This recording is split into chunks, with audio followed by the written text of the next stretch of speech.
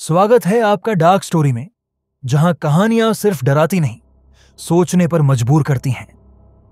आज की कहानी है खून की प्यासी बावड़ी। एक ऐसी अमावस्या की दास्तान जो सिर्फ एक गांव नहीं बल्कि पीढ़ियों के पाप और श्राप की कहानी कहती है। अमावस्या की रात थी।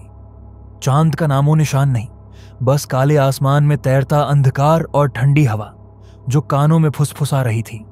आज फिर कोई चढ़ेगा बलि पर।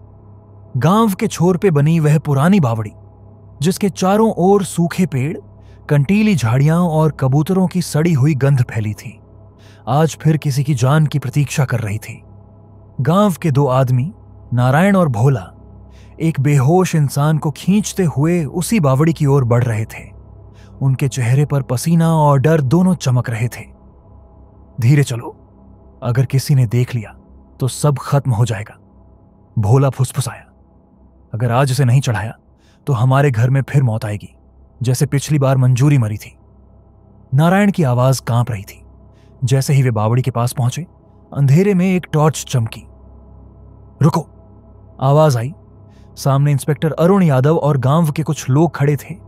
साथ में थे राहुल, संदीप, विजय, वो नौजवान जिन्होंने तय किया था कि आज सच्चाई सामने आएगी। इंस्पेक्टर ने बंदूक उठाई। कौन है यह आदमी और तुम लोग इसे कहां ले जा रहे हो? नारायण घबरा गया। मत रोको हमें साहब, यह हमारी परंपरा है, हमारे पूर्वजों की शपथ। अगर यह बलि नहीं देंगे तो हमारा पूरा खानदान खत्म हो जाएगा। कौन सी परंपरा? इंस्पेक्टर गरजा और तब सच सामने आया। गांव के सबसे अमीर और पुराने घराने देशमुख परिवार का रहस्य।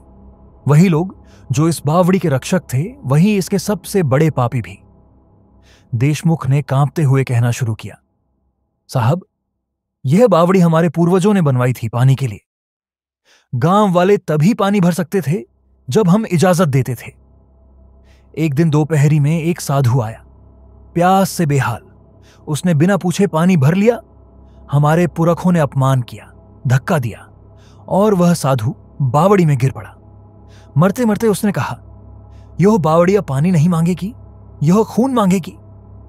कहानी यहीं से अभिशाप बन गई। कुछ ही हफ्तों में खेत सूख गए, जानवर मरने लगे और देशमुखों के घर में भूख और मौत का साया उतर आया।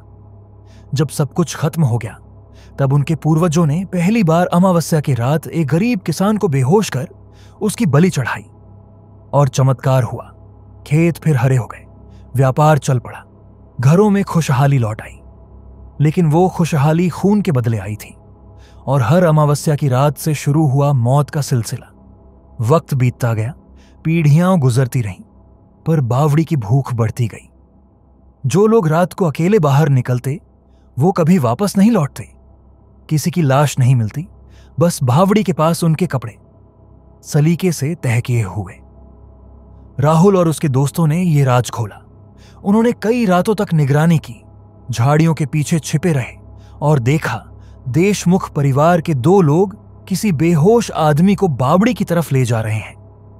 उन्होंने देखा कैसे उसे पूजा करके, सिंदूर लगाकर, मंत्र पढ़कर बावड़ी में धकेला गया और पानी के अंदर से जैसे कोई आवाज आई, मुझे और खून चाहिए। पुलिस ने देशमुखों को गिरफ्तार कर लिया, पर सच्चाई वहीं खत्म नहीं हुई, क्योंकि अगले ही दिन जेल में एक एक कर देशमुख परिवार के लोग मरने लगे। किसी ने खुद का गला काट लिया, किसी के शरीर से खून रिसने लगा, हवेली में खाना सड़ने लगा और बच्चे एक एक कर बीमार पड़ गए। गांव में अफवाह फैल गई, बावड़ी अब क्रोधित हो चुकी है। राहुल के दोस्त संदीप ने शराब के नशे में कहा, चलो देखते हैं ये बावड़ी हमें कैसे मारती है। अगली सुबह संदीप नहीं था, बस उसके कपड़े बावड़ी के किनारे पड़े थे, सलीके से। अब गांव पूरी तरह दहशत में था।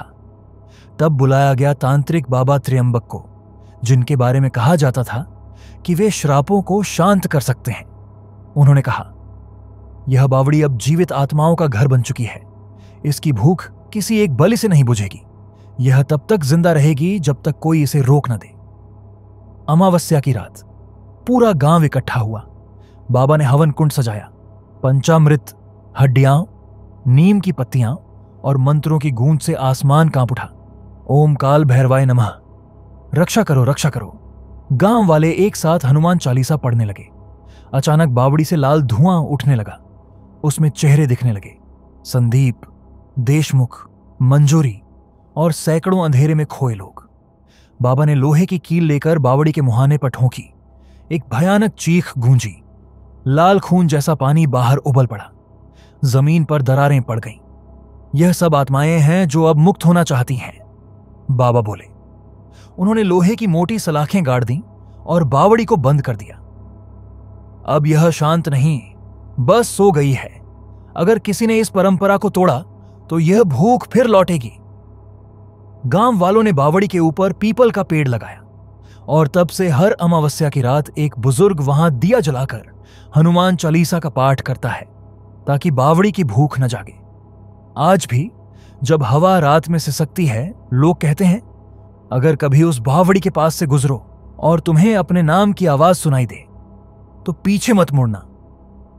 अगर आपको यह कहानी पसंद आई हो तो डार्क स्टोरी को सब्सक्राइब करें, क्योंकि यहां हर कहानी सिर्फ डर नहीं, एक सबक छोड़ जाती है। लाइक करें, शेयर करें और कमेंट में बताएं, क्या आपने कभी किसी ऐसी श्रापित जगह का नाम सुना है जहां आज भी बलि दी जाती है?